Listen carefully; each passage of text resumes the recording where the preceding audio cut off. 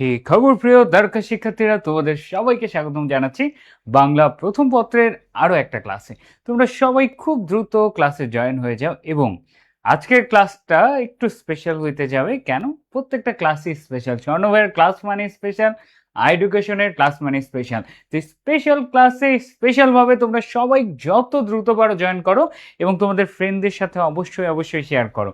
এবং এই যে সামনে দেখো, সামনে এই জিনিসগুলো দেখলে কার না মনটা ভালো হয়ে যায় বলো দেখি? আমার তো হাতেই আঁকতেছে না রে। তোদের যত যত জিনিসপত্র তোদের পাওয়ার কথা দেখ। এ কি অবস্থা! 40 ডেজ ভোকাবুলারি, লেকচার শিট, হা, থাকে না অ্যাডমিশনের শুরুতে একটা নতুন বইয়ের ঘ্রাণ, সেই ঘ্রাণগুলো সামনে বসে আছে শুধু তোদের অপেক্ষায়। যারা এখনো এডুকেশনে ভর্তি হইস নাই, তোদের মনে হয় অফারের আর 1-2 দিন আছে বা এমন কিছু, তো ঝটপট ক্লাসে জয়েন করো। এবং যারা ভাবতেছো এতদিন থেকে যে আমি ক্লাস করব, আজকে সেই লাস্ট দিন। আজকে ডিসাইড করে নাও যে তোমার অ্যাডমিশনে যা কঠিন লাগবে সেটা পড়ানোর জন্য আমরা আছি। জাস্ট তোমাকে নিজেকে পড়তে হবে। এখন পড়ার জন্য টিচার, বাংলাদেশের বেস্ট টিচার প্যানেল আছে। এতদিন ভাইয়াদের ক্লাস করলা, আর কি তোমাদের মাথায় অন্য কিছু মনে হতে পারে বলো দেখি? সবাই ঝটপট ক্লাসটাতে জয়েন করো এবং আমরা ক্লাসটা শুরু করব। আমরা যেই কবিতাটা পড়বো সেই কবিতাটা দিয়ে একটু গা গরম করে, তাই না? খুব পপুলার কবিতা, বিদ্রোহী কবিতা, পড়তে কঠিন লাগে, কিন্তু এই কবিতাটা যদি সত্যিকার অর্থে মন থেকে পড়ো, সিরিয়াসলি বলতেছি, এত এত ভিতরে হিট করে, শরীরে কাঁটা দিয়ে উঠবে। সবাই 10টা সেকেন্ড ক্লাসটা শেয়ার করো, তারপর আমরা কবিতার শুরুর লাইনটুকু দিয়ে আমাদের আজকের পড়া শুরু করে দেব। আজকে কোনো এক্সট্রা কথা হবে না, কিচ্ছু বলা নাই, শেয়ার করা কিচ্ছু বলা নাই। তোরা করবি কি করবি না তোদের ব্যাপার, উই ডোন্ট কেয়ার। কেন? মিস হইলে তোদের লস, আমাদের কোনো লস নাই, কোনোভাবেই লস নাই। কেন লস নাই? কারণ ভাই, যাদেরকে পড়াচ্ছি তারা স্বপ্ন পূরণ করবে, তুই সেই স্বপ্ন পূরণের রাস্তা না দেখলে সেটা তোর দোষ। ঠিক আছে? ঝটপট ক্লাসে জয়েন করে ফেলো এবং আমরা 10টা সেকেন্ড সবাইকে একটু সময় দিয়ে আমাদের ক্লাসে আজকে যত দ্রুত ক্লাসে আসতে পারবা। পিছনে কাজী নজরুল ইসলামকে দেখেই আমরা বুঝতে পারতেছি কিছু একটা হতে যাচ্ছে, তাই না? কিছু একটা হতে যাচ্ছে, কি সেটা হবে সেটারই আমরা শুরু করি। 10টা সেকেন্ড কমেন্ট ইয়েস বলো বীর চির উন্নত মমশীর, এটা আমরা মন থেকে বলি। দেখ, একটা কবিতার মধ্যে, একটা বাংলা সাহিত্যের মধ্যে যে শরীর কাঁপিয়ে দেওয়ার মতো ফিল আছে, সেটা তোমরা এখন পাবা। 10টা সেকেন্ড, কোনো কমেন্ট করার দরকার নাই।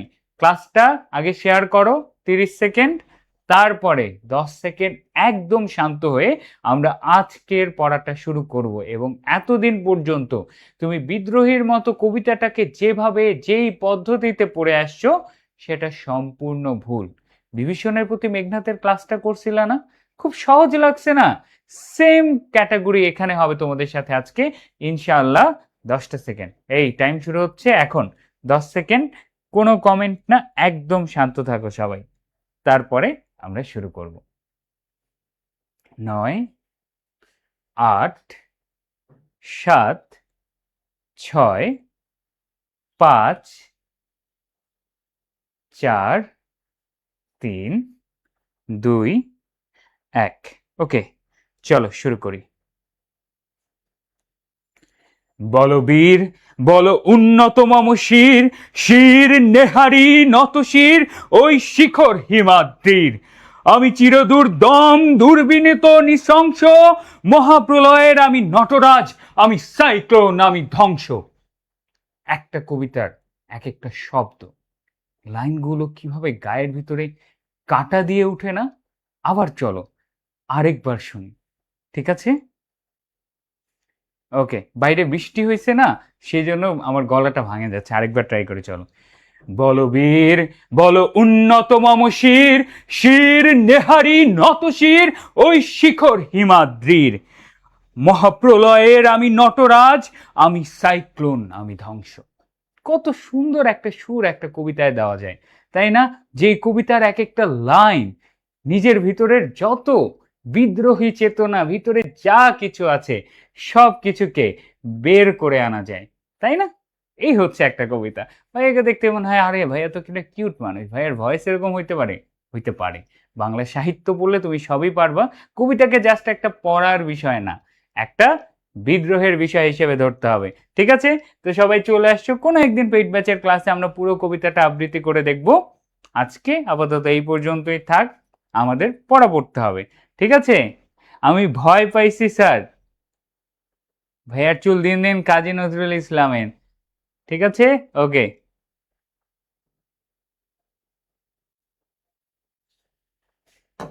ওকে, চলো এখন এই যে কবিতার এই অংশ আছে, কবিতাটা আমি পুরাটা পড়লাম না, প্রথম অংশটুকুর একটু বাদ দিয়ে দিছি। কেন? কারণ আবৃত্তি করলে ওই মুডে চলে যাব, তখন পড়াশোনা হবে না। ঠিক আছে, ওকে। ঝটপট জয়েন করছো আরেকবার? ঠিক আছে, আরেকবার শুরু করে চলো, আজকের ক্লাসে গাটা গরম করতে হবে, আরেকবার গরম করে চলো। ঠিক আছে, এই কান কান কমাও, কান কমাও। ঠিক আছে, কানটা কমায় ফেলো, ভলিউমটা কমায় ফেলো, মাইকটা ফাটে যাবে। একসাথে একসাথে বলি। বিদ্রোহী কবিতা খুবই কঠিন কঠিন কবিতা, কবিতার কথাবার্তা বুঝতে পারি না, কিন্তু আজকে আমরা এমন ভাবে কবিতাটাকে বলবো যেটা হিসাবের বাইরে। ঠিক আছে ভাইয়া, যে শীটগুলো দিচ্ছেন সেই শীটগুলোর ব্যাপারে। ওকে, একসাথে। ঠিক আছে, চলো। বলো বীর, বলো উন্নত মম শির, শির নেহারি আমারি, নত শির ওই শিখর হিমাদ্রির। আমি চির দুর্দম দুর্বিনীত নৃশংস, মহাপ্রলয়ে আমি নটরাজ, আমি সাইক্লোন, আমি ধ্বংস। ব্যাস, রেডি, জোশ চলে আসছে। আর নাই, আমরা এখন পড়ায় চলে যাব। চলো, প্রথমেই আমরা বিদ্রোহী কবিতা পড়তে গেলে আমাদেরকে কিভাবে পড়তে হবে। কবিতাটা পড়তে তো ভালো লাগে, কিন্তু ভাই এমসিকিউ অ্যান্সার করতে পারি না। এটাই সবচেয়ে বড় প্রবলেম না? এই সবচেয়ে বড় প্রবলেম আমরা দূর করব কিভাবে? এতদিন পর্যন্ত তোমরা যতভাবে বিদ্রোহী কবিতা পড়ছো, আমি যদি বলি এই কবিতার সব ধরন ভুল, সব ধরন কি ভুল। কেন? এই বিদ্রোহী কবিতা ডিরেক্ট লাইন ধরে পড়ার মতো কবিতা না। বিদ্রোহী কবিতা থেকে অনুধাবনমূলক প্রশ্ন করলে লাইন টু লাইন কবিতাটা পড়ে তুমি পারবা না। কেন? কারণটা বলে দেই। বিদ্রোহী কবিতা নামের পাশে এটাকে চরিত্র ভিত্তিক একটা কবিতা মুখস্থ রাখবা। কি ভিত্তিক? চরিত্র ভিত্তিক কবিতা। এটা আবার কি ভাইয়া? চরিত্র ভিত্তিক কবিতা মানে কি? বিদ্রোহী কবিতায় তিনটা পুরাণের নাম খুব ভালোভাবে লিখে রাখো: হিন্দু পুরাণ, মুসলিম পুরাণ, আর হচ্ছে গ্রিক পুরাণ। এই যে এই তিনটা পুরাণ আছে, এই তিনটা পুরাণের কি করতে হবে? এই তিনটা পুরাণ থেকে পপুলার পপুলার ক্যারেক্টারদেরকে তুলে আনা হয়েছে, তুলে এনে এই কবিতাটাকে কঠিন বানায় ফেলা হয়েছে। যে কবিতার সুর বুঝি না, কবিতাটা শুনতে ভাল লাগে, আবৃত্তি করলে ভাল লাগে, খুব ভালো লাগে, রক্ত গরম হয়ে যায়, কিন্তু কবিতাটা কি ভাইয়া সেটা আমরা বুঝি না। কেন বুঝি না? সেই জায়গাটু আমরা আজকে দেখব। তো সেই জন্য একদম শান্ত মাথায়, আজকের ক্লাসে কোনো এক্সাইটমেন্ট নাই, আজকের ক্লাসে কোনো বিনোদন নাই, আজকের ক্লাসটা পিওর পড়াশোনা। আমরা বেশ কিছু হিন্দু পুরাণের ক্যারেক্টারটা চিনব, যেমনটা আমরা বিভীষণের প্রতি মেঘনাতে করছিলাম। কিন্তু বিভীষণের প্রতি মেঘনাতে ক্যারেক্টার ছিল মাত্র তিনটা: মেঘনাদ, বিভীষণ, রাবণ, আর রামকে নিয়ে হালকা জানছি, শেষ। বাট আমাদের এখানে অসংখ্য ইতিহাসের ক্যারেক্টারকে জানতে হবে। এদেরকে যদি তুমি জানো, তাহলে বিদ্রোহী কবিতা তোমার কাছে পানি। আমি না পড়াইলেও তুমি বিদ্রোহী কবিতা পড়তে পারবা, সিরিয়াসলি বলতেছি। তো চলো আমরা সেই ক্যারেক্টারগুলোকে চিনবো, আর সেগুলো চেনার আগে বিদ্রোহী কবিতাটা কোন ধরনের কবিতা আমরা একটু জেনে নেই। এই রিলেটেড যা যা ইনফরমেশন লাগবে একটু খাতাটা বের করো, আমরা নোট করব। ঠিক আছে, খাতাটা বের করেন স্যার, আমরা একটু নোট করব ঝটপট। শুরুতেই কাজী নজরুল ইসলামের কোন কাব্যগ্রন্থ থেকে নেওয়া বিদ্রোহী কবিতাটা? আগেই বলছি ভাইয়া, সবার আগে বলে দিছি, বিদ্রোহী কবিতা বলো, যেই কবিতা বলো, কোথা থেকে নেওয়া সেটা ঝাঁঝরা মুখস্থ করতে হবে। বিদ্রোহী কবিতাটা কোন কাব্যগ্রন্থ থেকে নেওয়া? অগ্নিবীণা থেকে নেওয়া। কোন কাব্যগ্রন্থ থেকে নেওয়া? অগ্নিবীণা থেকে নেওয়া। কোন পত্রিকায় প্রকাশিত হয়েছে? বিজলি পত্রিকায় প্রকাশিত হয়েছে। এই দুইটা ইনফরমেশন এখনই এই মুহূর্তে মুখস্থ হবে, মুখে নামতার মতো যেন বলে আসে। বিদ্রোহী কবিতা কোন কাব্যগ্রন্থ? অগ্নিবীণা।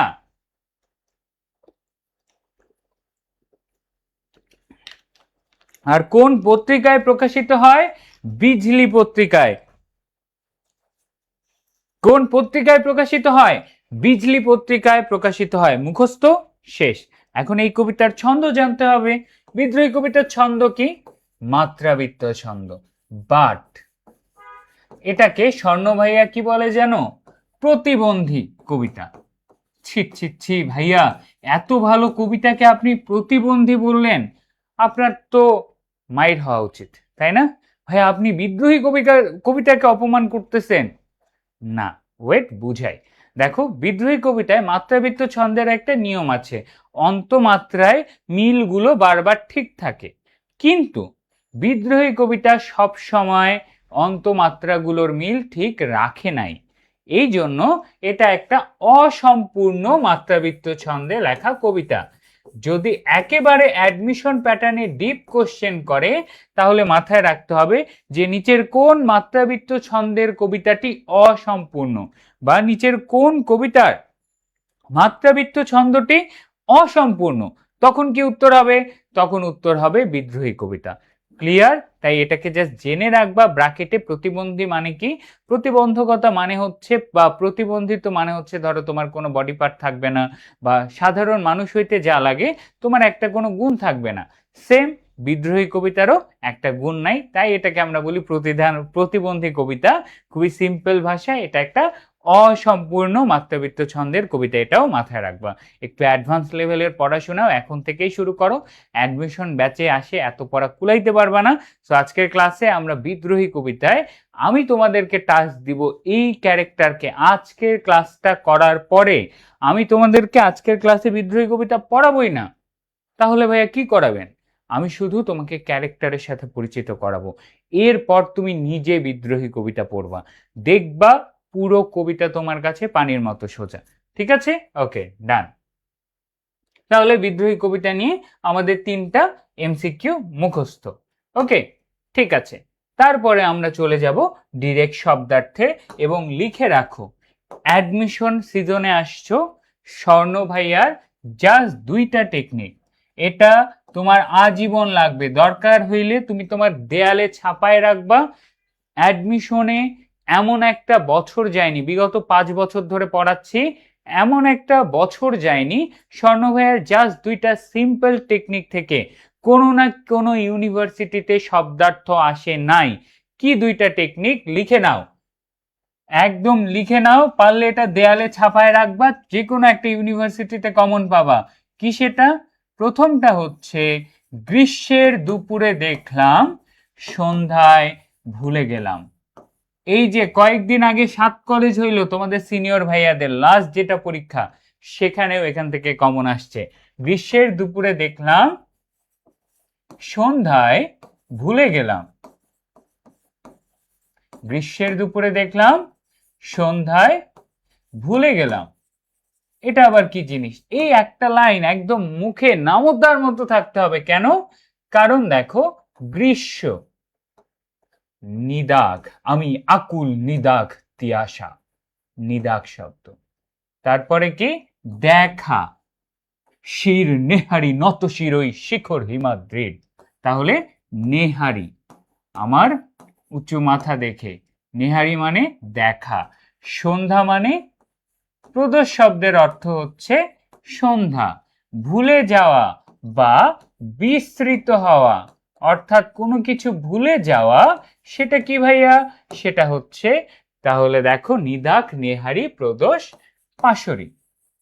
তোমাদের ভালোবাসার গান পাসুরি গানটা, আভাজে মজবুরিনো, তাই না? এই টাইপেরই তো গানটা ছিল। ওটা কিন্তু পাকিস্তান, কোক স্টুডিও পাকিস্তানের গান। তো এই যে 4টা শব্দ, নিদাক শব্দের অর্থ গ্রীষ্ম, নেহারি শব্দের অর্থ দেখা বা প্রত্যক্ষ করা, প্রদোষ শব্দের অর্থ সন্ধ্যা, আর পাশরি শব্দের অর্থ হচ্ছে ভুলে যাওয়া। নিদাক শব্দ থেকে গত বছর ইউনিভার্সিটিতে আসছে, প্রদোষ শব্দটাও গত বছর ইউনিভার্সিটিতে আসছে, এবং প্রতি বছর এখান থেকে একটা না একটা কমন পাবা। আরেকটা জিনিস, এটা স্বর্ণ ভাইয়ের লাইফের একটা পার্সোনাল কথা বলি, শোনো। স্বর্ণ ভাইয়ের লাইফের একটা পার্সোনাল জিনিস জানাই, এটা আসলে সবাইকে আমি জানাইনি, লুকায় রাখছি। সেটা কি বলো দেখি? স্বর্ণ ভাইয়ের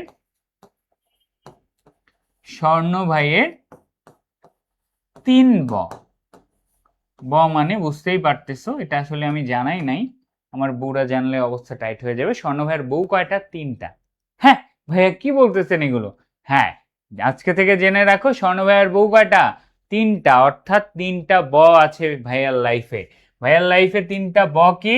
ভাইয়ার লাইফে তিনটা ব হচ্ছে বতর, বেওয়া আর বয়েত। বতর, বেওয়া আর বয়েত, এই যে তিনটা শব্দার্থ, এই যে এইখানে আমি কয়টা? চারটা, তিনটা, 7টা টোটাল শব্দ লিখতেছি। এই জায়গা থেকে গত বছর অ্যাডমিশনে কোশ্চেন আসছে 3টা, আগের বছর আসছে 2টা, তার আগের বছর আসছে 1টা, তার আগের বছর আসছে 4টা। তো দেখো, এটা একদম তোমাদের একটা মোস্ট কমন টপিক দিয়ে দিলাম, এটা না হইলে তুমি কোশ্চেন ব্যাংক সলভ করো, দেখো 7 কলেজের কোশ্চেনটা খুঁজলেই পাবা, আগের প্রশ্নও খুঁজতে হবে না। গত বছরে 7 কলেজের কোশ্চেন খুঁজে দেখো এখান থেকে প্রশ্ন কমন পাও কিনা। তার আগের বছরের ইউনিভার্সিটিগুলোর কোশ্চেন খুঁজে দেখো, গুচ্ছেই আসছিল। তার আগের বছর, গত বছরের আগের বছর গুচ্ছে আসছে। সেই তাহলে এইটুকু জিনিস মনে রাখো। স্বর্ণ ভাইয়ের বউ কয়টা? আজকে থেকে জেনে রাখো 3টা। বতর শব্দের অর্থ কি? ধান কাটার দিন বা উপযুক্ত সময়। বতর শব্দের অর্থ কি? ধান কাটার দিন বা উপযুক্ত সময়। তারপরে কি? বেওয়া শব্দের অর্থ হচ্ছে বিধবা। বয়েত শব্দের অর্থ হচ্ছে ছন্দ বা কবিতা। ঝটপট তুলে নাও। অ্যাডমিশন শুরু করার আগেই একটা এমসিকিউ অ্যাডমিশনের জন্য তোমাদের কমন দিয়ে দিলাম, যাও। অ্যাডমিশন লাইভ শুরু করার আগেই একটা কোশ্চেন কমন দিয়ে দিলাম, যাও ঝটপট তুলে নাও।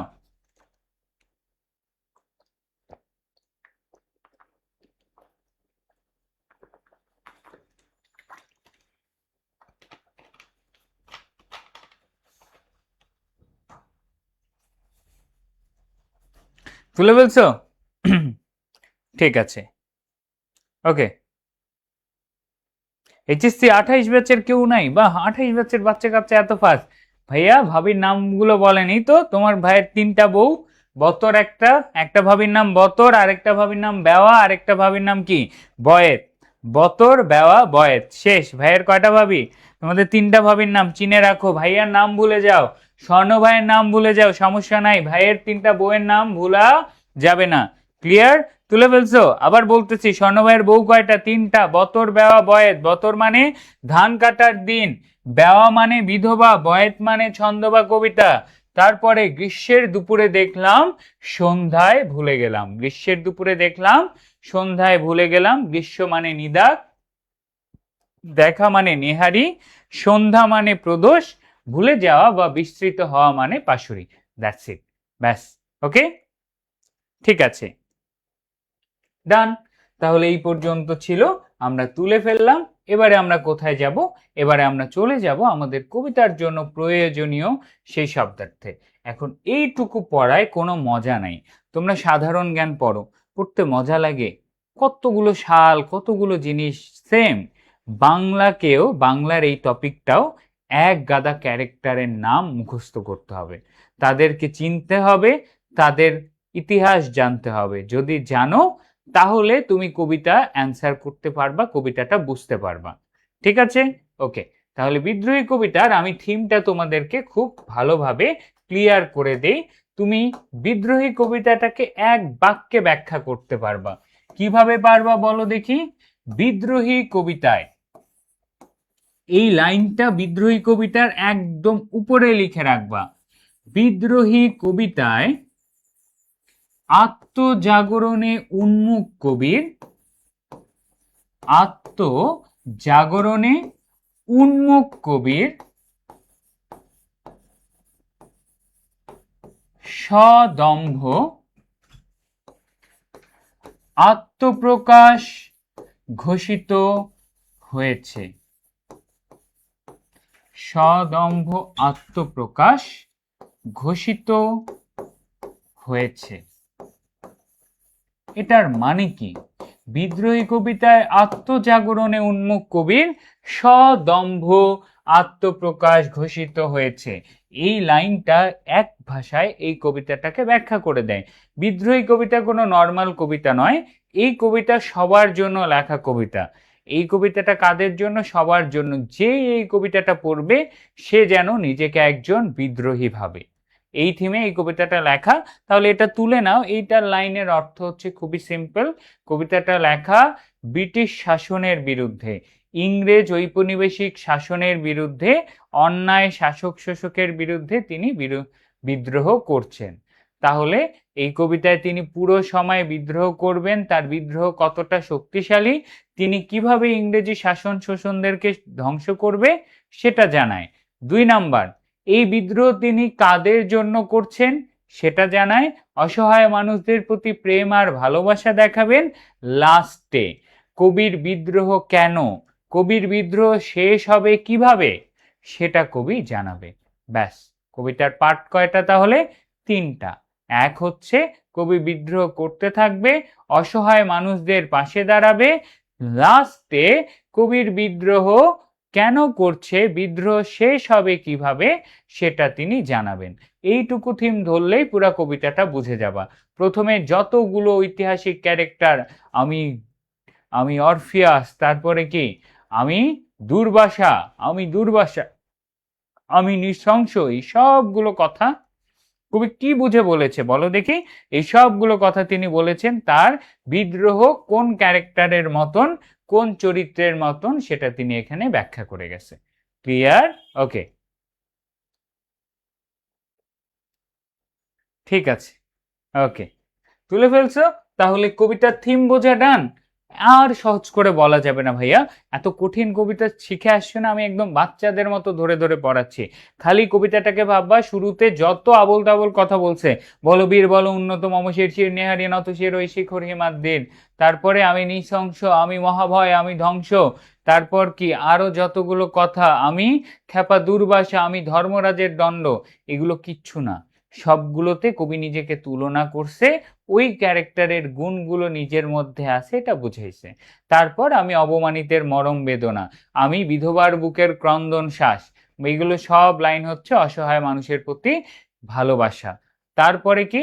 তারপরে হচ্ছে কবি কেন মহাবিদ্রোহী রণক্লান্ত, আমি সেই দিন হব শান্ত, যেদিন অত্যাচারীর খড়গ কৃপান আকাশে বাতাসে ধনিবে না। তাই তো?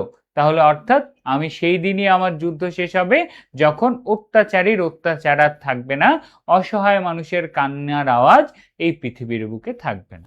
সিম্পল না কবিতাটা? এখনই তুমি বিদ্রোহী কবিতা থেকে সব এমসিকিউ অ্যান্সার করে ফেলতে পারবা।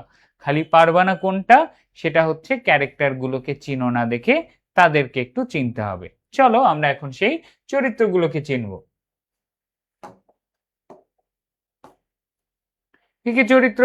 প্রথমেই আমরা পাবো হচ্ছে নটরাজ। এই বিদ্রোহী কবিতায় তুমি দেবতা শিবের 3টা নাম পাবা।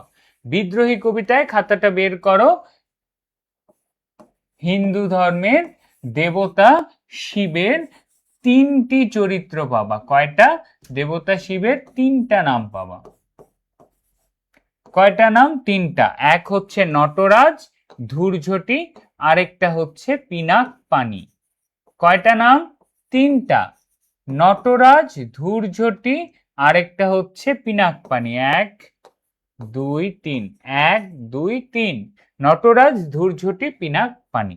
এখন এখানে ভাইয়া দেবতা শিবের এতগুলো নাম কি?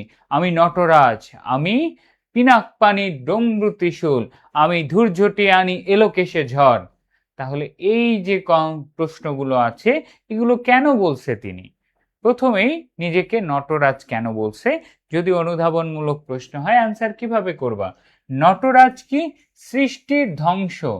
সৃষ্টির ধ্বংসকে আমরা বলি কিয়ামত, হিন্দুরা বলে মহাপ্রলয়। একটু ভাইয়া খাতা কলম বের করতে হবে, নোট করতে হবে। মহাপ্রলয় কি? মহাপ্রলয় শব্দটার অর্থ জানতে হবে। মহাপ্রলয় অর্থ সৃষ্টির ধ্বংসকাল, সৃষ্টির ধ্বংসকাল। এবং আরো গুরুত্বপূর্ণ, যখন ব্রহ্মার আয়ুর অবসান ঘটে। এখন ভাইয়া ব্রহ্মা আবার কে? ব্রহ্মার আয়ুর অবসান ঘটে। আগে এটা তুলো, তারপরে আমি বলতেছি। তাহলে দেবতা শিবের কয়টা নাম? 3টা নাম ঝটপট লিখে ফেলো, নটরাজ, ধূর্ঝটি, পিনাকপানি। তারপরে আসলাম ভাইয়া মহাপ্রলয় শব্দটা। তো এই মহাপ্রলয় শব্দটার অর্থ কি? সৃষ্টির ধ্বংসকাল যখন কি হয়? যখন ব্রহ্মার আয়ুর অবসান ঘটে। এখন এখানে ব্রহ্মা কে ভাইয়া? ব্রহ্মা হচ্ছে সৃষ্টির দেবতা, বিয়ের দেবতা। ব্রহ্মা হচ্ছে সৃষ্টির দেবতা, অর্থাৎ মহাপ্রলয়ের সময়ই সৃষ্টির দেবতারও আয়ু শেষ হয়ে যায়, তার আর আয়ু থাকবে না। যখন কিয়ামত হবে তখন যখন মহাপ্রলয় হবে তখন হিন্দু ধর্ম অনুযায়ী কি হবে বলো দেখি? হিন্দু ধর্ম অনুযায়ী সৃষ্টির দেবতার আয়ুর অবসান ঘটবে। এটা তোমাদের অ্যাডমিশনের একটা এমসিকিউ। কখন ব্রহ্মার আয়ুর অবসান ঘটে? মহাপ্রলয়ের সময়। এবারে আমরা আমাদের কোশ্চেনে ফিরে আসি। নটরাজ কি? নটরাজ তাকে কেন বলা হয়? তাহলে দেখো, আমি নটরাজ, আমি সাইক্লোন, আমি ধ্বংস। এটা দ্বারা কবি বুঝাইছেন যে তার বিদ্রোহের বিধ্বংসী রূপ বুঝিয়েছেন। তাহলে নটরাজ শব্দটা শুনলেই আমরা বুঝতে হবে একটা বিধ্বংসী রূপ দেবতা শিবের। তাহলে যদি বলে আমি মহাপ্রলয়ের নটরাজ, দ্বারা কি বোঝানো হয়েছে? বোঝানো হয়েছে কবির বিদ্রোহের বিধ্বংসী রূপ। কি রূপ? বিধ্বংসী রূপ বোঝানো হয়েছে। ক্লিয়ার? তাহলে নটরাজ মহাপ্রলয়ের সময় দেবতা শিব যে ভয়ঙ্কর রূপ দেয় এটা বোঝানোর জন্য এটা ব্যবহার করা হয়। তারপরে আসি ধূর্ঝটি। ধূর্ঝটি শব্দের অর্থ কি বলো দেখি? ধূম্ররূপী। কি রূপী? ধূম্ররূপী। ধূম্ররূপী আবার মানে কি? মানে হচ্ছে ধুলোময়। কি বলো দেখি? ধুলোময়। ধুলোময় বা কি? ধোঁয়াশা। এখন দেখো, একজন মানুষের চারপাশটা যদি ধোঁয়ার মতন ধূম্ররূপী হয়ে থাকে, ধোঁয়াশা বা আড়ালের মধ্যে থাকে, সেটা কি রহস্যজনক বিষয় বোঝায় না? তাহলে দেবতা শিবের ধূর্যটি দ্বারা নিজেকে কি বোঝায়? নিজেকে কবি রহস্যময়ী বোঝানোর জন্য কি বলেছেন? নিজেকে কবি রহস্যময়ী বোঝানোর জন্য ধূর্ঝটি বলেছেন। তারপরে বিদ্রোহী কবিতায় কবি নিজেকে পিনাক পানির কি বলেছেন? কবি নিজেকে পিনাক পানির ডমরু ত্রিশূল বলেছে। পিনাক পানির কি বলছে? পিনাক পানির ডমরু ত্রিশূল বলেছে। এখনই বোরিং চলে আসতেছে, ভাইয়া এতগুলো ক্যারেক্টার পড়বো কিভাবে? আবারও বলছি, হিন্দু পুরাণ, গ্রিক পুরাণ, মুসলিম পুরাণ থেকে অনেকগুলো চরিত্র আসবে, সবগুলো চরিত্রকে নোট করতে হবে। দেবতা শিবের কয়টা নাম? 3টা নাম, নটরাজ, পিনাকপানি, ডমরু ত্রিশূল, আর কি? আর হচ্ছে ধূর্ঝটি। এখন দেবতা শিবকে পিনাক পানি কেন বলা হয়? এটাও তোমাদের মনে প্রশ্ন আসতে পারে, ভাইয়া পিনাক পানি কেন বলছে? পিনাক হচ্ছে একটা ধনুর নাম। পিনাক কি? একটি ধনুর নাম। ধনু মানে ধনুক, ঠিক আছে? একটি ধনু বা অস্ত্রের নাম। কার এটা? দেবতা শিবের।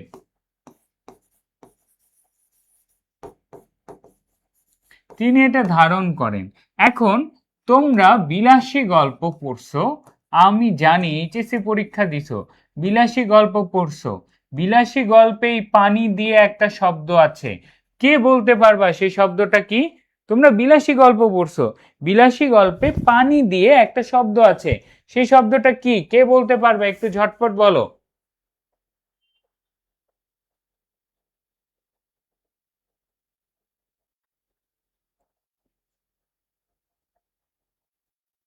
কমেন্ট গুলো দেখেন, ওদেরকে ব্লক করে দিব, ওদেরকে ব্লক করে দিব। এদেরকে আসলে বাঙালিকে কখনো ফ্রি জিনিস দেওয়া যায় না, ফ্রি জিনিস দেওয়া যায় না। সবচেয়ে ভালো হচ্ছে এই যে আমার বিদ্যালয়ে কিছু পোলাপাইন ক্লাস করতেছে, এডুকেশনে তো হাজারের উপরে কেউ, হাজারের নিচে কেউ ক্লাস করে না। তো এই যে ওরা কি সুন্দর পড়াশোনা করতেছে, জাস্ট ক্লাসে আসছে, ফুল লাইভে একটা কমেন্ট না করে পড়াশোনা। ভাই তোদের অপ্রয়োজনীয় কমেন্ট আমি চাই না, এগুলো পেইড ব্যাচে বিদ্রোহীর এই ক্লাসগুলো আমাদের one of the most effective ক্লাসের মধ্যে পড়ে। যেই ক্লাসগুলো আমরা ফ্রিতে নিচ্ছি কেন? যেন তোমাদেরকে অ্যাটলিস্ট পড়ার আইডিয়াটা দিতে পারি। তোদের যদি নিজেদের পড়ার ইচ্ছা না হয় তাহলে তোমাদেরকে আসলে বলে কিছু লাভ নাই, ঠিক আছে? না না না, বিলাসী গল্পে পানি শব্দটা দ্বারা কি কি পানি আছে বলো দেখি? দুর্গা। না না না, হয়নি হয়নি। ঠিক আছে, এই তো পেরে গেছি। এই সবাই সুনীলের জন্য সবাই। ও জোস, পোলাপাইন পাইছি রে, পড়াশোনা করে এরা, এদেরকে বাংলা পড়ায় তো মজা পাবো। গুড জব, যারা পারছিস তাদের জন্য কংগ্রাচুলেশন, যারা পারি নাই তাদেরকে বলি বিনা পানি। বিনা পানি। এখন ভাইয়া বিনা পানি মানে কি? বিনা হচ্ছে কি বলো দেখি? যন্ত্র। প্রত্যেকটা দেবতার একটা স্পেশালিটি থাকে হিন্দু ধর্মে, যেমন কি দেবতা ব্রহ্মা, তার একটা স্পেশালিটি আছে। বিষ্ণু দেবতা শিবের কি আছে? ত্রিশূল আছে, তার ডমরু ত্রিশূল আছে। দেবী দুর্গা কি আছে? দেবী মা কালী দেবীর আছে হিন্দু ধর্মে কি? সেটা হচ্ছে ত্রিশূল। তো প্রত্যেকজনের হাতে একটা করে স্পেশাল জিনিস থাকে। পানি শব্দটার অর্থ হচ্ছে হাত। ট্রিপল স্টার দাও। পানি শব্দের অর্থ কি? হাত। পানি শব্দের অর্থ কি? হাত। তাহলে হাতে সেই দেবতা যেটা ধরে রাখে সেটাকেই বলা হয় কি? সেটাকেই বলা হয় পানি। যেমন সরস্বতী দেবী বীণা ধরে রাখে, তাকে বলা হয় বীণা পানি। ক্লিয়ার? তাই সেম ভাবে দেবতা শিব কি বলো দেখি? পিনাক নামের যে ধনু আছে সেটা ধারণ করে, সেই জন্য তাকে বলা হয় পিনাক পানি। তাহলে দেখো, আমরা হিন্দু ধর্মের প্রথমেই একটা হিন্দু পুরাণ থেকে 3টা ক্যারেক্টার পেয়ে গেলাম, একজনেরই নাম। কে সেটা? শিব দেবতা শিব। কি কি? নটরাজ, ধূর্ঝটি, পিনাক পানি। এরপরে এরপরে তোমরা নোট করবা এভাবে যে বিদ্রোহী কবিতায় যত পিতামাতা। নোট করবা কি? বিদ্রোহী কবিতায় যত পিতামাতা।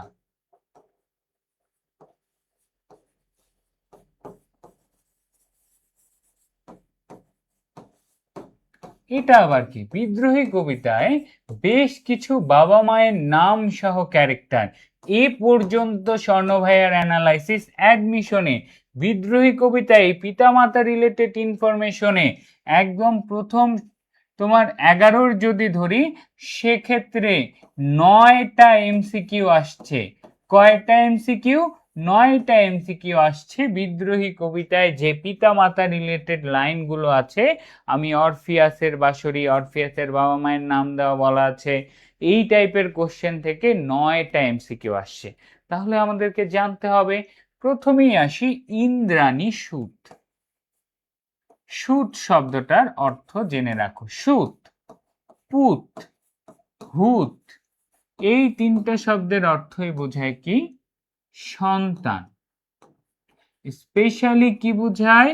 স্পেশালি শুধু সন্তানই বোঝায় না, ছেলে সন্তান বোঝায়। ঠিক আছে? সুত, পুত, হুত, এই 3টে শব্দের দ্বারা। তো বিদ্রোহী কবিতায় কবি নিজেকে কি বলেছেন? ইন্দ্রাণী সুত। কি সুত? ইন্দ্রাণী সুত। এখন ইন্দ্রাণী সুত শব্দটার অর্থ কি ভাইয়া? ইন্দ্রাণী সুত শব্দটার অর্থ কি? এটার অর্থ হলো ইন্দ্র এবং তার স্ত্রীর সন্তান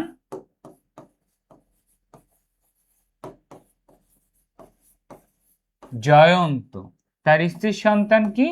জয়ন্ত। ইন্দ্র এবং তার স্ত্রীর সন্তান হচ্ছে জয়ন্ত। এই যে কবি নিজেকে ইন্দ্রাণী সুত বলেছেন মানে কি? মানে কবি নিজেকে ইন্দ্রের বা ইন্দ্রাণীর সন্তান বলেছেন। এখন জয়ন্তের একটা স্পেশালিটি আছে, এটাও জেনে রাখো। জয়ন্তের হাতে চাঁদ। জয়ন্তের কি? হাতে চাঁদ। জয়ন্তের হাতে চাঁদ থাকে, আর ভাল বা কপালে থাকে সূর্য। ভাল শব্দের অর্থ কি? কপাল।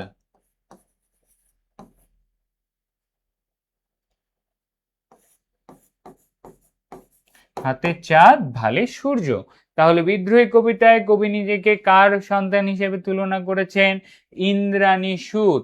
ইন্দ্র এবং তার স্ত্রীর সন্তান, নাম হচ্ছে, কবি নিজেকে জয়ন্ত বলেছেন। কেন বলেছেন?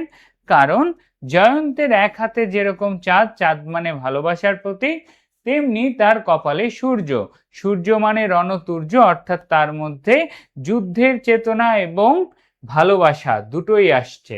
যুদ্ধের চেতনা, চাঁদ কি প্রেম, আর ভালে সূর্য দ্বারা কি বোঝায়? ভালে সূর্য দ্বারা বিদ্রোহ বোঝায়। ক্লিয়ার? তাহলে ইন্দ্রাণী সুত, এই দুইটা ক্যারেক্টারের বাবা মার নাম বলা আছে। এখানেই শেষ নয়, আরো আছে।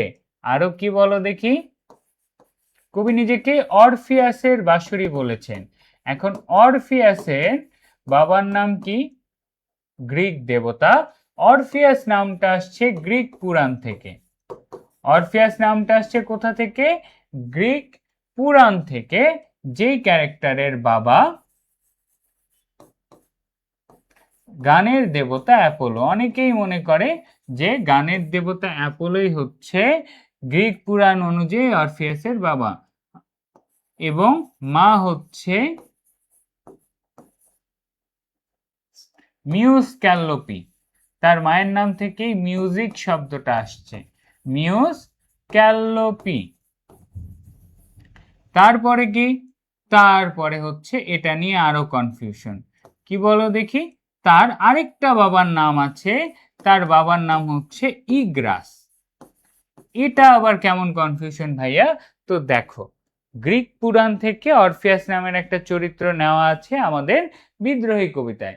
এখন সেই জায়গায় তার বাবার নাম বলা হচ্ছে অ্যাপোলো, মায়ের নাম বলা হচ্ছে মিউস ক্যালোপি।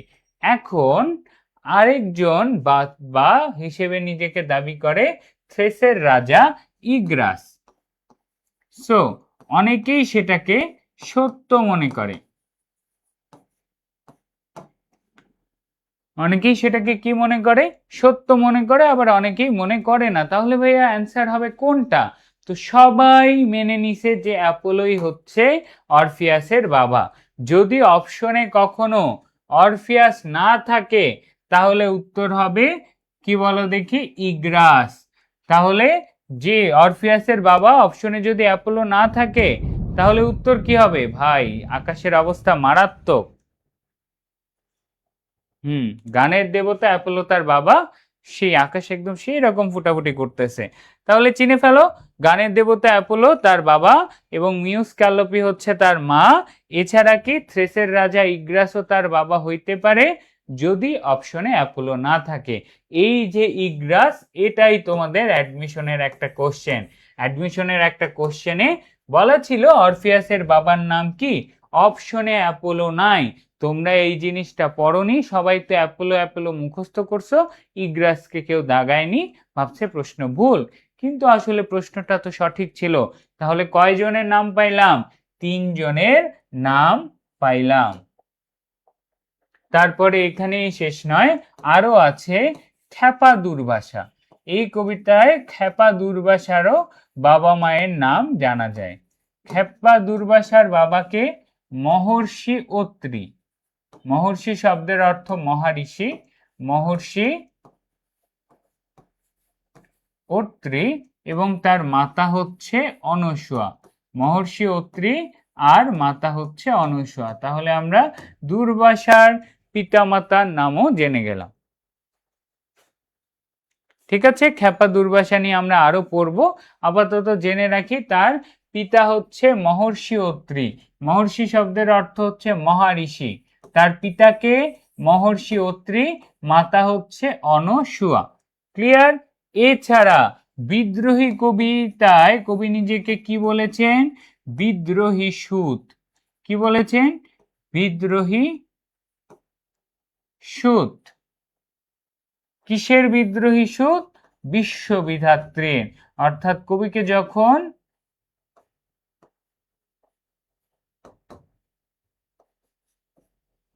বিদ্রোহী সুত বিশ্ববিধাত্রীর। বিদ্রোহী সুত কি? বিশ্ববিধাত্রীর। ঠিক আছে, তাহলে এই হচ্ছে আমাদের বিদ্রোহী কবিতায় আমি বিদ্রোহী সুত, আমি বিদ্রোহী সন্তান। কিসের? পুরো বিদ্রোহী মার। ঠিক আছে, ক্লিয়ার? ব্যাস, তাহলে বিদ্রোহী কবিতায় আমরা বাবা মায়ের নাম আলা টোটাল কয়টা ক্যারেক্টার? বাবা মায়ের নাম আনা টোটাল ইন্দ্রাণী সুদ, অরফিয়াস, তারপরে কি বলো দেখি, ইন্দ্রাণী সুদ, আমাদের অরফিয়াসের কথা, খেপা দুর্বাসার কথা, এই তো এরাই ছিল বাবা মায়ের নাম সহ পপুলার ক্যারেক্টার।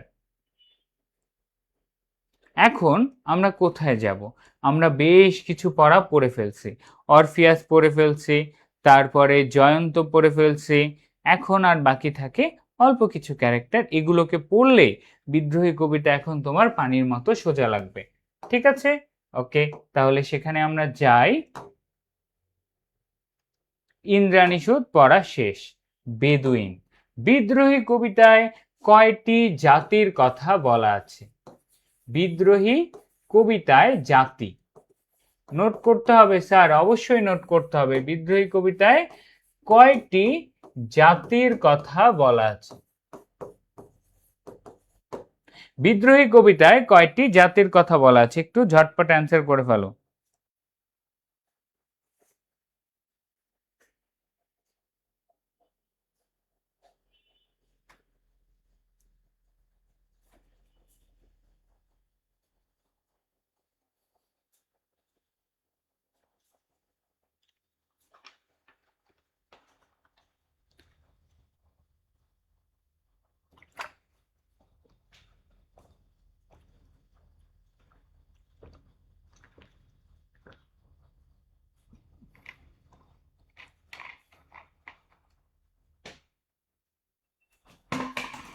দেখি কে পারো, উত্তর করতে হবে।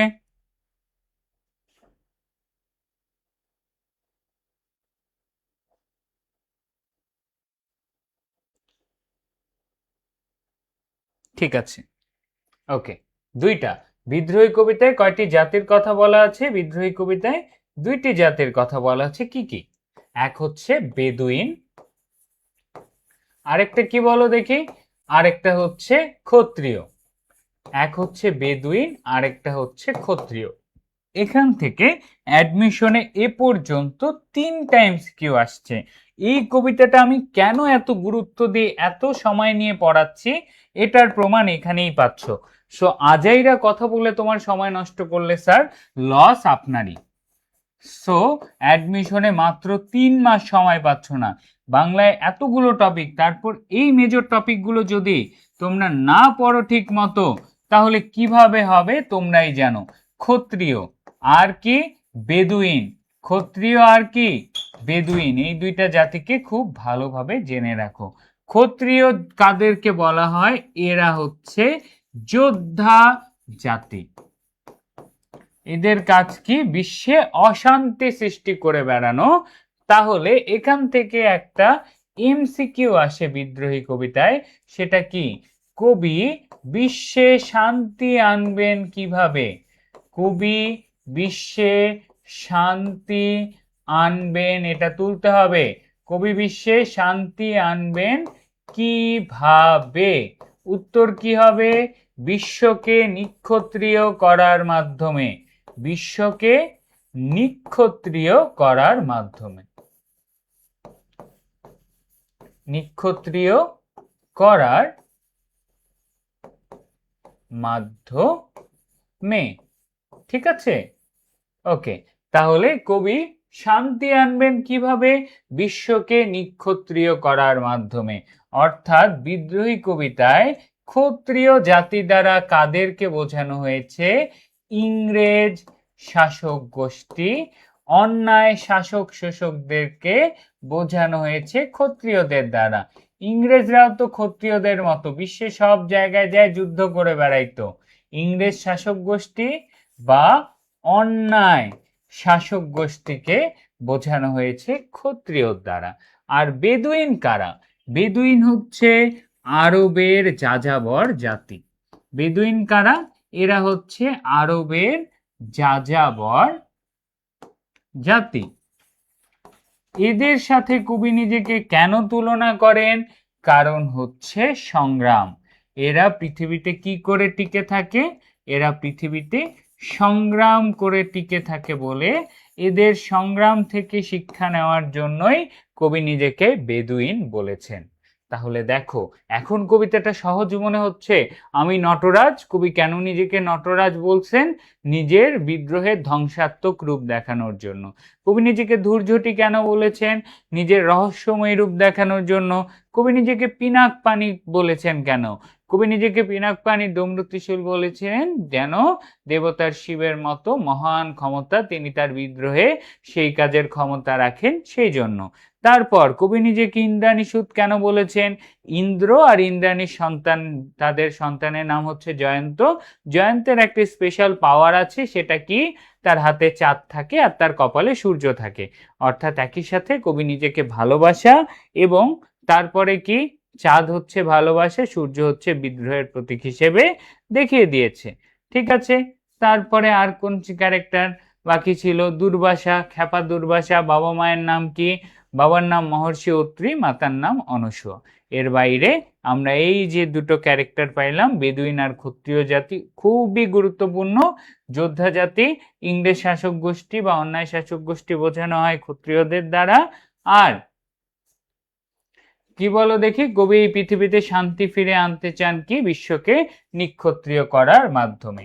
ক্লিয়ার? ওকে, ক্ষত্রিয়কে নিয়ে আরেকটা কোশ্চেন আছে, সেটা হচ্ছে পরশুরাম কতবার ক্ষত্রিয়দের নিধন করেছিল? এটাও অ্যাডমিশনের কোশ্চেন, যেখানে হাত দেই সেখানেই অ্যাডমিশন কোশ্চেন। পরশুরাম ক্ষত্রিয় নিধন করেছিলেন 21 বার।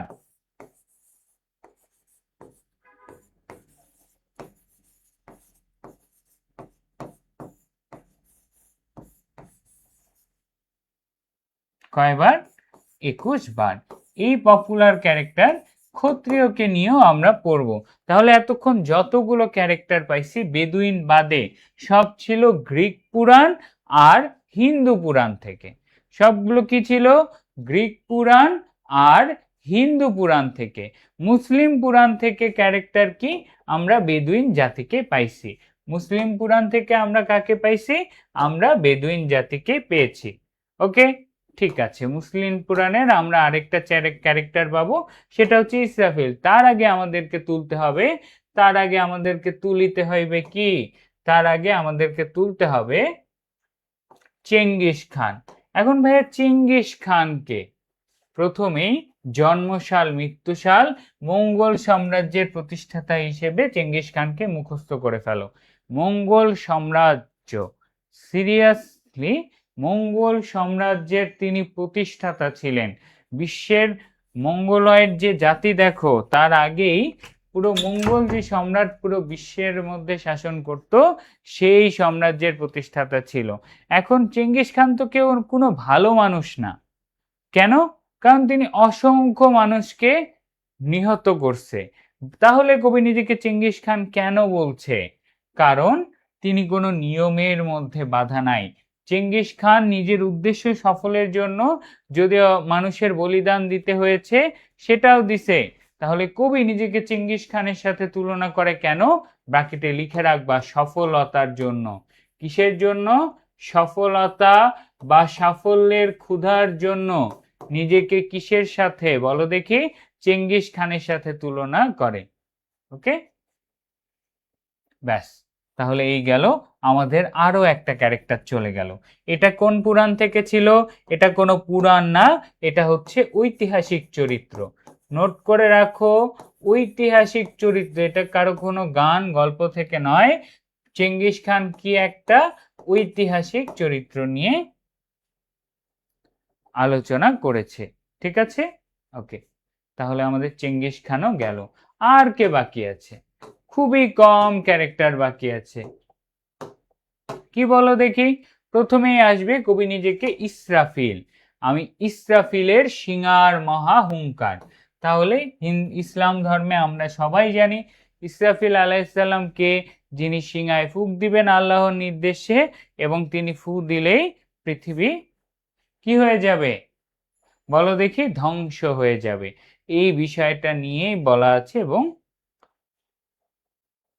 ওকে, ঠিক আছে। তাহলে কবি নিজেকে কি ইসরাফিলের সিঙার মহা হুঙ্কার অর্থাৎ ফেরেশতা ইসরাফিল আলাইহিস সালাম যদি ফু দেয় পৃথিবী যেভাবে ধ্বংস হয়ে যাবে ঠিক একইভাবে। তারপরে পিনাক পানি আমরা করে ফেলছি। আর কি বাকি আছে? আর বাকি আছে হচ্ছে দুই একটা ক্যারেক্টার দুর্বাসা আমরা পড়ে ফেলেছি। দুর্বাসাকে কি বলা হয়? খ্যাপা দুর্বাসা। দুর্বাসাকে কি বলা হয়? খ্যাপা দুর্বাসা। অর্থাৎ সে সবসময় কোপন স্বভাব। কোপন স্বভাবের অর্থ ক্রোধিত স্বভাবের বিশিষ্ট। মহর্ষি অত্রি মাতার্ষি অনসূয়ার ঔরসে তিনি জন্মগ্রহণ করেন। এখন দুর্বাসার সাথে কবি নিজেকে কেন তুলনা করছেন? কারণ হচ্ছে দুর্বাসা কি করত? দুর্বাসা এতটাই রাগী ছিল তার রোষানলে যে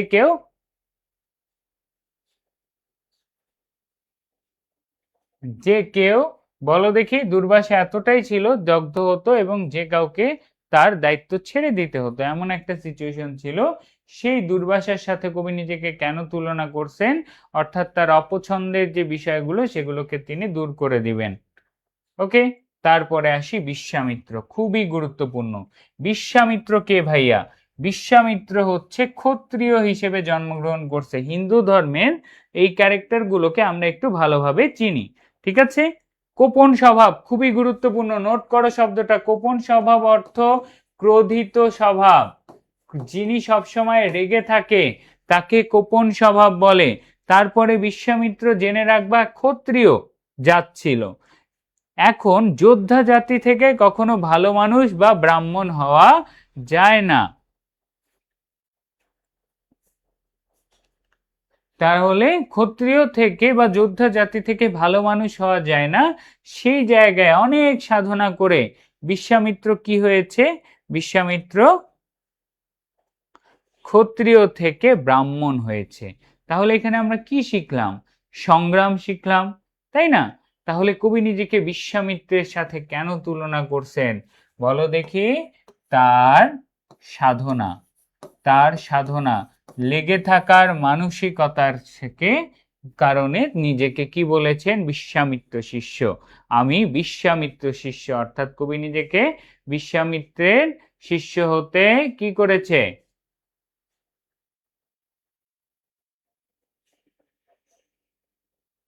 প্রকাশ করেছে। ক্লিয়ার? ওকে, তাহলে বিশ্বামিত্র শিষ্যের অংশটা আমাদের ঝটপট ক্লিয়ার হয়ে গেল। আর কি ক্যারেক্টার? অরফিয়াস। অরফিয়াস পড়ে ফেলছি, এবং অরফিয়াস তার এই বাঁশির এতই পাওয়ার যে তার ভালোবাসার মানুষ ইউরিডিস, এটাও জেনে রাখো। অরফিয়াসের গার্লফ্রেন্ড, সোজা কথায় অরফিয়াসের জিএফ কে গার্লফ্রেন্ড হচ্ছে ইউরিডিস। অরফিয়াস তার ভালোবাসার মানুষ ইউরিডিসকে আমাদের জন্য ভালোবাসার কথা জানাইতে পারেনি। সিরিয়াসলি আমরা এত বেশি অরফিয়াসের ডিটেলস পড়বো না, দেখে ওটা বাদ। ক্লিয়ার? তারপর বিদ্রোহী কবিতায় কবি নিজেকে কার কি বলেছেন? পরশুরামের কঠোর কুঠোর বলেছেন। এখন এই পরশুরামকে, এই পরশুরাম হচ্ছে বিষ্ণুর ষষ্ঠ অবতার। কয় নাম্বার অবতার? বিষ্ণুর ষষ্ঠ অবতার। আরেকটা অ্যাডমিশনের কোশ্চেন, জাহাঙ্গীরনগরের কোশ্চেন, পরশুরাম বিষ্ণুর কয় নাম্বার অবতার? ষষ্ঠ অবতার। তার কুঠোর দ্বারা অনেক কিছু করছে। পরশুরামের গল্পটা বলি একটু, তাহলে মনে থাকবে। পরশুরাম সত্যের সাধনায় এতটাই ঠিক যে একবার কি হয়, তার মা পানি আনতে নদীতে গেছে। এরকম সময়ে নদীতে গিয়ে দেখে একজন রাজা তার অনেকজন স্ত্রীর সাথে গোসল করছে। তো সেটা দেখে পরশুরামের মায়ের মনে খারাপ চিন্তার উদ্বেগ ঘটে, বা তার চারিত্রিক স্খলন ঘটে। এটা দেখে পরশুরামের বাবা রেগে যায়, তার ছেলেদেরকে বলে যে তোদের কি বলো দেখি, তোদের মাকে হত্যা করো। এখন পরশুরাম ছাড়া আর কেউ সত্যের জন্য এত বড় সিদ্ধান্ত নিতে পারে নাই। পরশুরাম নিজের মাকে সে নিজে হত্যা করে। কিসের জন্য? সত্যের পথে থাকার জন্য। কিসের পথে বলো দেখি? সত্যের পথে থাকার জন্য নিজের মাকে হত্যা করে। এই জন্য পরশুরামের মধ্যে যে মন নাই, তার পুরোটা যে কঠোর, এটাই এই বিষয় থেকে প্রমাণিত হয়ে যায়। অর্থাৎ পরশুরামের কঠোর কুঠোরের সাথে নিজেকে তুলনা করে। লাস্টে হচ্ছে বলরাম স্কন্ধে হল। এখান থেকে একটা শব্দ পাবো আমরা, স্কন্ধ। কি শব্দটার নাম? স্কন্ধ। স্কন্ধ শব্দের অর্থ কি? কাঁধ। স্কন্ধ শব্দের অর্থ কি? কাঁধ। আমি বলরাম স্কন্ধে হল, অর্থাৎ কবি বলরামের কাঁধে থাকা লাঙ্গলটার সাথে নিজেকে তুলনা করছেন। তো বলরামের এত বেশি ক্ষমতা, বলরাম কি বলো দেখি, বলরামের এত বেশি ক্ষমতা যে সে তার লাঙ্গল দিয়ে পৃথিবীতে একটু চাপ দিলে সেই পৃথিবী দ্বিখণ্ডিত হয়ে যেতে পারত। এতই বেশি ক্ষমতা। তাহলে কবি নিজেকে বলরামের স্কন্ধে হল বা বলরামের লাঙলের সাথে তুলনা করেছে। কিভাবে? বলরামের লাঙল যেভাবে নতুন পৃথিবীর সূচনা করে, কবি সেম ভাবে এই পৃথিবীর নতুন করে সূচনা করতে চায়। ব্যাস, তাহলে কি বলো দেখি, এই ছিল আমাদের বিদ্রোহী কবিতার যা যা ক্যারেক্টার, যা যা জিনিস আমাদের দেখার সব আমরা দেখে ফেলছি। এছাড়া কৃপান শব্দ আছে, কৃপান শব্দের অর্থ তরবারি, এগুলো নিয়ে কনফিউশন হবে না। কোপন মানে ক্রোধ, কৃপান মানে তরবারি। কোপন স্বভাব মানে ক্রোধিত স্বভাবের, ঠিক আছে। কৃপান মানে হচ্ছে তালোয়ার। কৃপান শব্দের অর্থ কি? কৃপান শব্দের অর্থ হচ্ছে তালোয়ার। তাহলে এই যে পুরো অংশটুকু আছে, কৃপান শব্দের অর্থ তলোয়ার, এটা জানলাম। আধুনিক যুগের টর্পেডো মাইন পাবো, টর্পেডো কোথা থেকে নিক্ষেপ করে এটাও আমরা জানি। যেভাবে টর্পেডো থেকে প্রশ্ন করতে পারে সেটাও আমরা জানি। তাহলে এই জায়গা থেকে আমাদের পুরো অংশটুকু টর্পেডো আর ভাসমান মাইন, এই দুটো হচ্ছে টর্পেডো যুবজাহাজ থেকে নিক্ষেপ করা হয়। আর ভাসমান মাইনে এক জায়গায় থাকে, তার উপর প্রেসার পড়লে সেটা কি হয়ে যায়? ফুটে যায়। এই ছিল আমাদের বিদ্রোহী কবিতা, এই পপুলার ক্যারেক্টার গুলো। আমি তোমাদের সুবিধার জন্য আরো একবার বলে দিব, বাট এই যে ক্যারেক্টার গুলোকে চিনছো, এখনই যদি কবিতায় আমি অরফিয়াস বলি, আমি শ্যামের হাতের বাঁশরি, একটা ক্যারেক্টারকে চেননি, সেটা হচ্ছে শ্যাম। শ্যামকে হিন্দু ধর্মে দেবতা বিষ্ণু, যার উপরই সব নিয়ন্ত্রণ। শ্যামকে দেবতা বিষ্ণু কে শ্যাম বলা হয়, ঠিক আছে। ওকে, ব্যাস।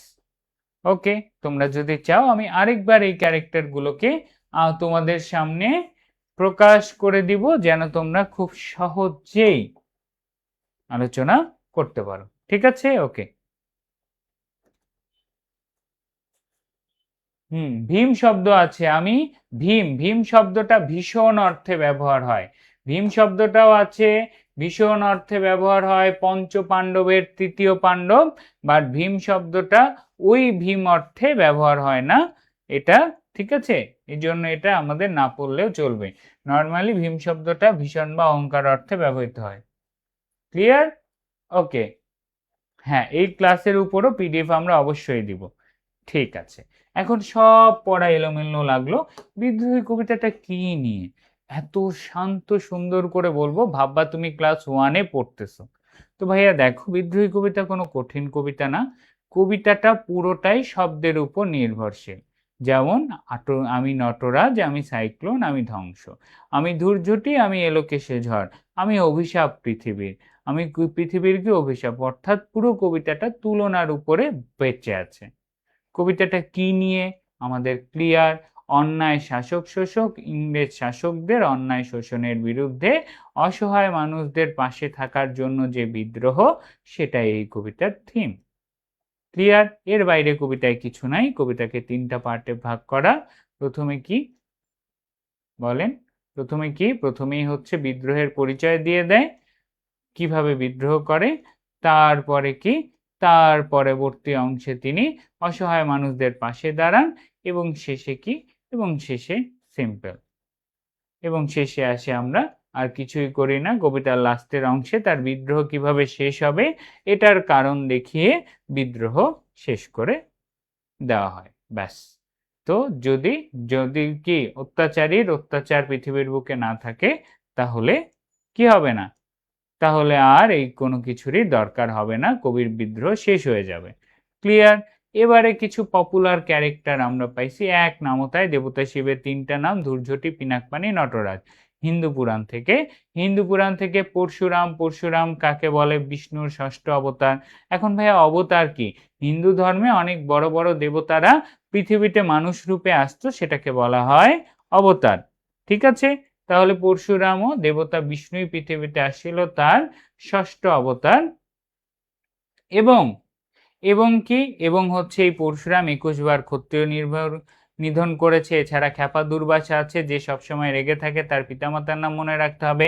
অরফিয়াসের নাম মনে রাখতে হবে, তার পিতামাতার নাম। ভালোবাসার নাম ইউরিডিসের মন জয় করা, তার বাসুরের কথা আমাদের মাথায় রাখতে হবে। এছাড়া বিশ্বামিত্র আছে, বলরাম আছে। 2টা জাতি আছে, বেদুইন আর হচ্ছে ক্ষত্রিয়। বিশ্বকে শান্ত করার জন্য এই ক্ষত্রিয়কে কি করতে হবে? বিশ্বকে শান্তি পূরণ করার জন্য এই ক্ষত্রিয়গুলোকে নিধন করতে হবে। ব্যাস, এই ছিল আমাদের পুরো বিদ্রোহী কবিতার এত পপুলার ক্যারেক্টার। তুমি অরফিয়াসকে চেনো, তুমি বলরামকে চেনো, কাকে চিনো না? এদেরকে যদি চিনে থাকো তাহলে তোমার বিদ্রোহী কবিতা পড়ার ধারণা বদলে যাবে। এই বদলানো ধারণার জন্যই আজকে তোমাদেরকে এই জিনিসটাই জানাচ্ছে যে এডুকেশন জাস্ট তোমাদেরকে আসবে, একটা টিচার আসে পড়ায় দিয়ে যাবে, এমন কিচ্ছু না। এমন কিচ্ছু হবে না।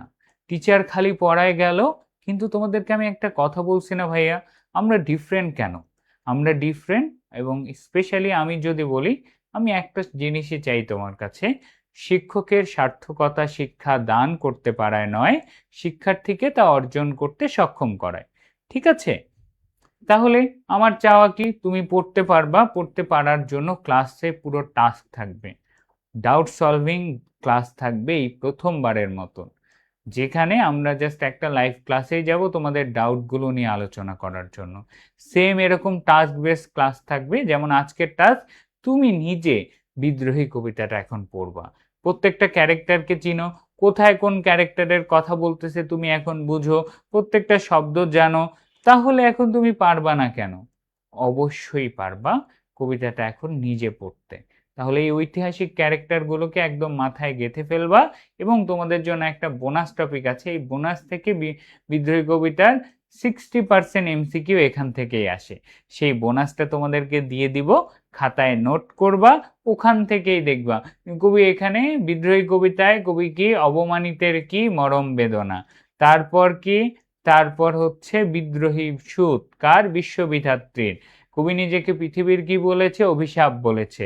এই যে তুলনাগুলো আছে ওটার একটা ছোট্ট নোট দিয়ে দিব এখন, ওটা মুখস্থ করলে 90% পারবা। আর কবিতা থেকে যে কোশ্চেনটুকু আসবে সেটা ইনশাল্লাহ তোমাদের কাজ থাকলো, তোমরা নিজেরা পড়বা। এবং আমিও তোমাদেরকে পড়ায় অবশ্যই দিব, সেটা কখন? পেইড ব্যাচে। কারণ আর সময় নাই, ফ্রিতে আর পড়ানোর টাইম নেই। পেইড ব্যাচে আমাদের যে খচ্চরের দল, এই খসখসা বইটা পেয়ে যাক, বাকি ক্লাসটুকু হবে, এই ক্লাসের বাকি অংশ আমরা ইনশাল্লাহ পেইড ব্যাচে পড়ব। এবং খুবই গুরুত্বপূর্ণ এই রিটেন ফাউন্ডেশন বইটা, আমি তোমাদের এডুকেশন একমাত্র জিনিস যে আসলে রিটেনে জোর দেয়। এই বইটার পিছনে কাজ বলো বা আমাদের পুরো আলোচনা বলো, এতগুলো বই, এতগুলো জিনিস তোমাদেরকে আমরা কেন দিচ্ছি? না দিলেও তো হয়, কেউ তো এত কিছু দিচ্ছে না। কারণ খুবই সিম্পল ভাইয়া, খুবই সিম্পল একটা রিজন। সিম্পল রিজন কি? সেই সিম্পল রিজন হচ্ছে অ্যাজ ইট ইজ।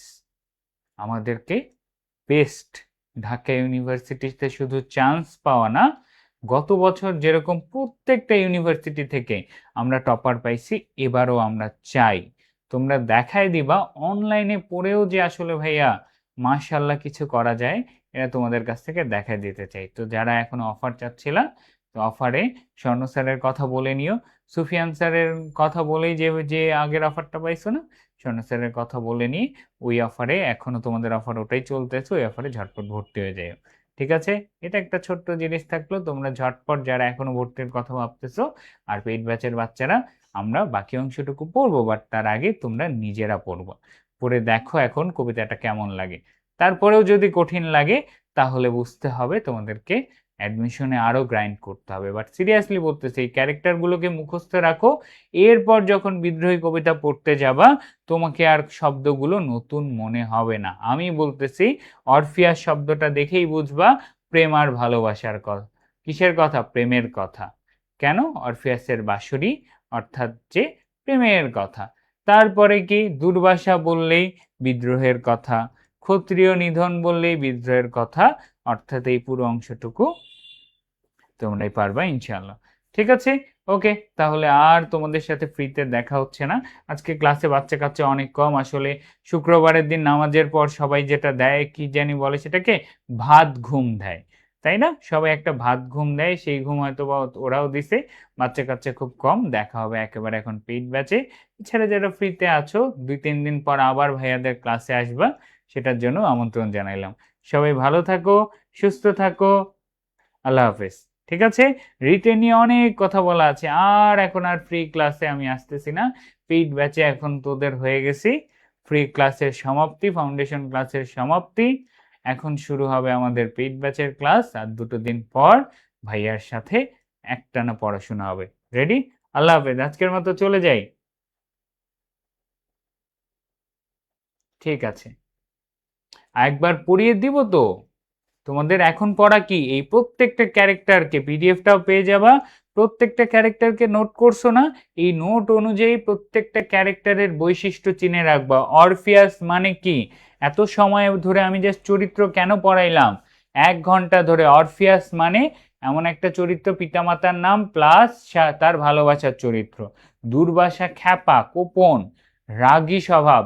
দুর্বাসার রোশানলে যেভাবে সব ধ্বংস, কবির রোশানলে ধ্বংস। তারপরে কি? পরশুরাম। পরশুরাম কি? সত্যের পথে শক্ত, লেখকও সত্যের পথে শক্ত। পরশুরাম ক্ষত্রিয় নিধন করছে, লেখকও ক্ষত্রিয় নিধন করে, তাই না? তারপরে বলরামের কাঁধের হল বা লাঙল, স্কন্ধ শব্দের অর্থ কাঁধ, হল শব্দের অর্থ লাঙল, অর্থাৎ কি? নতুন পৃথিবীর সূচনা। এইভাবে কবিতাটাকে পড়তে হবে। এই ক্যারেক্টারগুলোকে জুড়ে ভালোভাবে সময় দাও, মুখস্থ করে ফেলো, তারপরে দেখা হচ্ছে। ওকে, আল্লাহ হাফিজ ভাইয়া, সবাই ভালো থাকো। ও হ্যাঁ, শর্টকাট দিতে চাইলাম। ঠিক ঠিক ঠিক, আল্লাহ, পালাইস না পালাইস না, একটা শর্টকাট দিতে চাইছি। এই যে সেই শর্টকাট, আরো একটু অ্যাড হবে এখানে, ঝটপট তুলে নাও।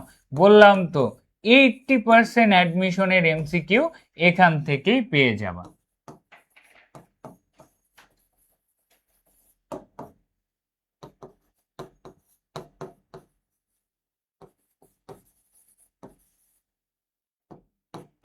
আরো একটু অ্যাড হবে, বিদ্রোহী সুদ বিশ্ববিধাত্রী। ব্যাস, এটা কি? এই জায়গা থেকেই কোশ্চেন আসে। কবি কার কার মরম বেদনা? অবমানিতের মরম বেদনা। কবি কার হাহুতাশ? হুতাশির হাহুতাশ। কবি কিসের নির্ঝর? মরুর নির্ঝর। কবি কার বাঁশের বাঁশরি? অরফিয়াসের বাঁশের বাঁশরি। কবি শ্যামের হাতের বাঁশরি। কবি কার মরম বেদনা? অবমানিতের মরম বেদনা। কবি পথিক কবির গভীর রাগিনী, গৃহহারা পথিকের বঞ্চিত ব্যথা, হুতাশির হাহুতাশ, বিধবার বুকের ক্রন্দন শ্বাস, বিশ্বামিত্রের শিষ্য, ধর্মরাজের দণ্ড, পিনাক পানির দমরুতিশূল, ইসরাফিলের সিঙ্গার, মহা হুঙ্কার। তারপর কবি পৃথিবীর অভিশাপ, বিদ্রোহী সুদ বিশ্ববিধাত্রীর। অর্থাৎ কার নিজেকে কোন কোন বিষয়ের সাথে তুলনা করেছে, সেই তুলনাগুলো আমাদেরকে জানতে হবে। এটা আমি আরেকটু ভালো করে লিখে দেই, বিদ্রোহী সুদ বিশ্ববিধাত্রীর। এই হচ্ছে সেই শর্টকাট টেকনিক। এটা তুলে বাড়ি চলে যাও, আজকে আর কোনো কথা নাই। কথা হবে ক্লাসে, কথা হবে ভর্তির পর, ঠিক আছে? ওকে, আল্লাহ হাফেজ।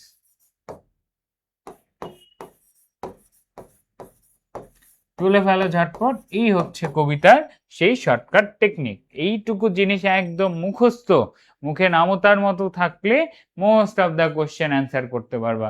কবি নিজেকে ধর্মরাজের কি বলেছেন? ধর্মরাজের দণ্ড বলেছেন। ও আরো বাকি আছে, আরো আরো অ্যাড হবে, আরো অ্যাড হবে। ফুল টেকনিকটাই দিয়ে দাও, যাও। এগুলো যদিও বা তোমাদের পরশুরামের কঠোর কুঠোর, পরশুরামের কঠোর কুঠোর।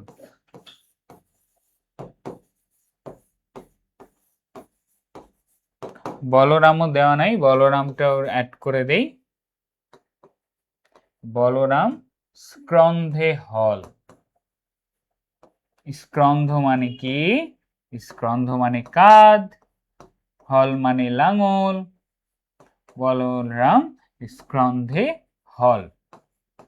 ব্যাস, এই হচ্ছে সেই শর্টকাট টেকনিক। ঝটপট তুলে নিয়ে ক্লাসটাতে একটা রিয়েক্ট দিয়ে আজকের মতো এখানেই, এবং বাকিটুকু তুমি পড়বে, আমি পড়বো, আমরা একসাথে পড়বো। ওকে, আল্লাহ হাফেজ।